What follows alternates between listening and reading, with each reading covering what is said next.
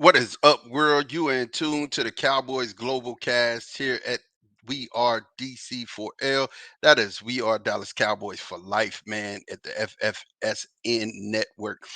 Listen, bruh, the OTAs is over with, man. OTAs are now over with. And with OTAs being over, there's some things that we just gotta, connect about. We have to figure out, what it is that we are seeing in D-Town and what is it that we're thinking about, as a squad. But I just want to, kind of toss out some of these things that I've heard. A lot of us are still over here reeling about the release of D Hop, man, and everybody kind of focusing on picking up another weapon for Dak. Here's what Coach McCarthy said about a possibility of getting D Hop. Any interest in DeAndre Hopkins? I'll say this. I mean, obviously, obviously being on offense full time, I really like the look of our group. The vertical speed is definitely, and we've made some improvement there. So, and obviously we're not in any full speed type activities outside of 7-on-7. So you can feel that from our guys. But yeah, as far as players that are not here, I mean, there's nothing good that comes out of those, out of those answers. And, and definitely, I mean, Hop's a hell of a talent. I had a chance to be around, the first, his first Pro Bowl. So I've always had respect for him since his rookie year. Listen, Dakota could use another weapon, but like I said in the beginning, man, I mean, we're sacrificing the locker room, and we've heard, the players talk about the locker room. We've heard, Sam Williams talk about how it's nothing but love in the locker room, and how everyone is pushing everybody. It's healthy competition in the locker room. There's nobody unhappy, and like I said, if you bring another person in there, not saying D-Hop has always been a good teammate. I mean, I'm sure he would probably fit right in, but when you're hearing right now about Jalen Tolbert. And Jalen has made some really nice plays, particularly in the 2-minute 7-on-7 and 2-minute situations. So I think both those guys are definitely making that jump. I mean, I'm still kind of confused about how Peyton Manning is talking about Jalen Tolbert. You know what I'm saying? But Peyton Manning has vouched for Jalen Tolbert, and you're hearing that Jalen Tolbert is making the second-year jump. He's making the push for that wide receiver 4 position right now, who is being dominated by Simi Fioco. And if you go back, you guys, I said this. I said that Simi Fioco is my guy that I'm looking out for. Is the guy that I think is going to have a successful year this year, and he would be my wide receiver 4. But Jalen Tolbert is actually pushing, and there's some sets that is Jalen and Simi in it. You know what I mean? Which means that them guys are going to be blocking in those sets, and they're going to have to block. It's both of them are very physically towering, gifted guys. I mean, they're both big. I mean, look at them. They're huge, and both of these guys will, be in a set together, and I'm imagining that's going to be a run set. Again, Dan Quinn, we got him wearing the Doomsday Defense shirt. I'm going to tell you something. For this man to pull the Doomsday Defense shirt out, he knows something. I feel like he knows something. He a mad genius. He in the kitchen, he cooking, and he believes in the product that he's about to put on the field. Another person who's been impressing in OTAs is Jabril Cox. I even forgot about Jabril, right? I forgot about the fact that Jabril had the same injury that Michael Gallup had, and this is his second year off, right? This is his second year being back from that. So, you maybe healed that first year, but a lot of your mind in telling your body how to react, that has to kind of rehabilitate too. Your mind has to trust your body in order for you to just react and play. And I think that's a lot of what happened with Jabril, but they say his cuts are excellent. He is out here trying to be linebacker number 3. He's trying to get in there behind Damone Clark.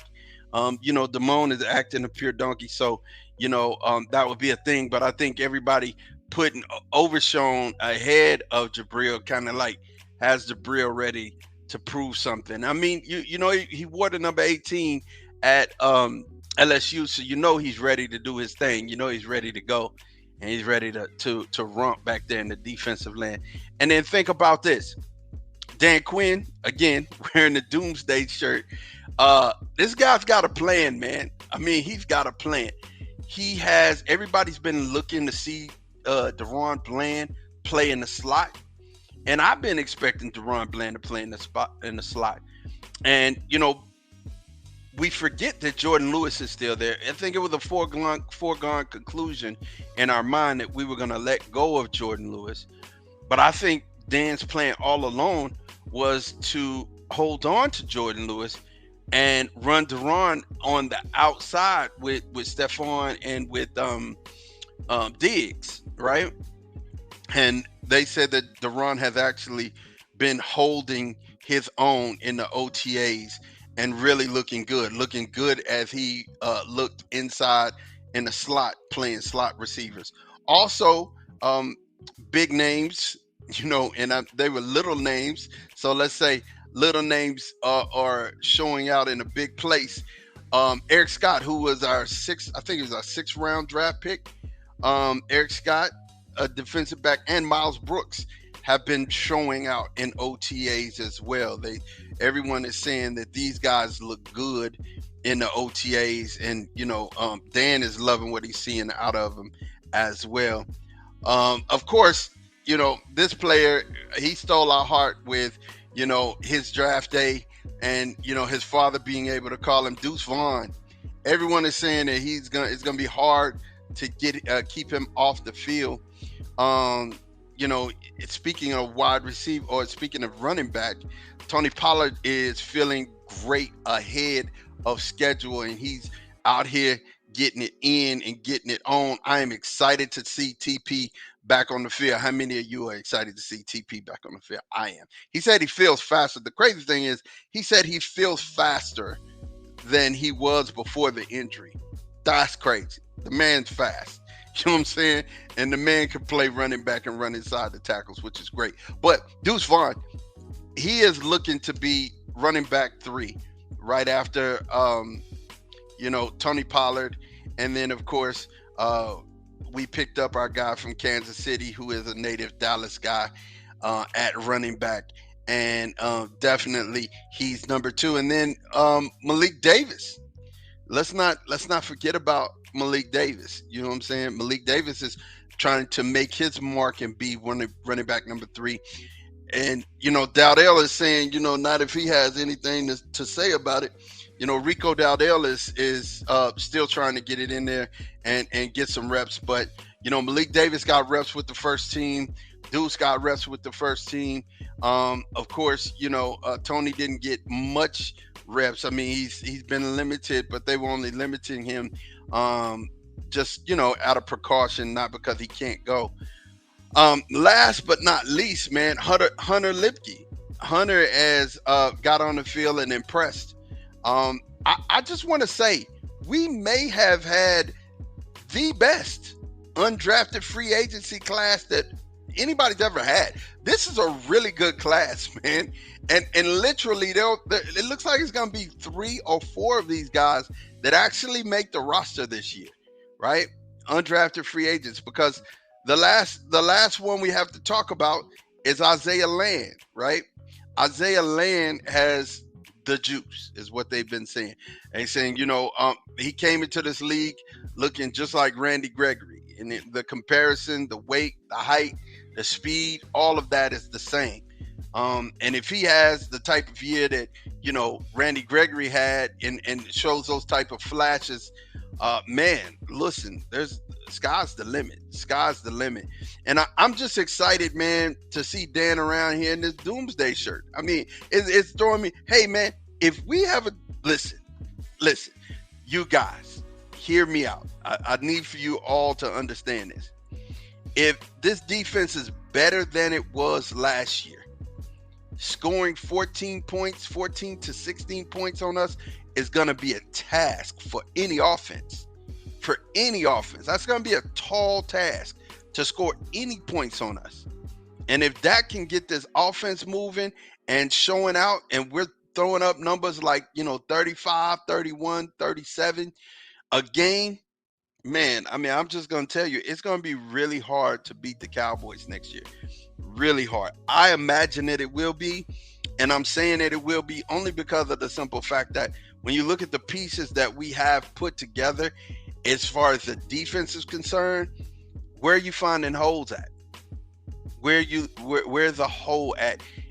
You would say linebacker, but if Jabril Cox comes to play and he's back, I mean, is that really a weak spot? I mean, and if Micah is playing, linebacker again, is that a weak spot? Because listen, Sam Williams is another player that I didn't mention until now, but I'm gonna tell you, Sam Williams is another player in the OTAs that impressed.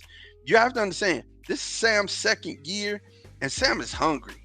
Sam is hungry. He's ready to show out, to show up, show out, and do what he do.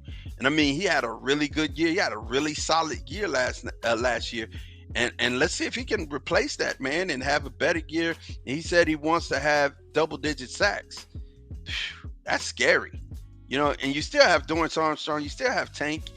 I mean, you got a plethora of people in here on this defense that can make life heck for you. And then, of course, you have Osa. You have Mavi. Jonathan Hankins, Neville Gallimore.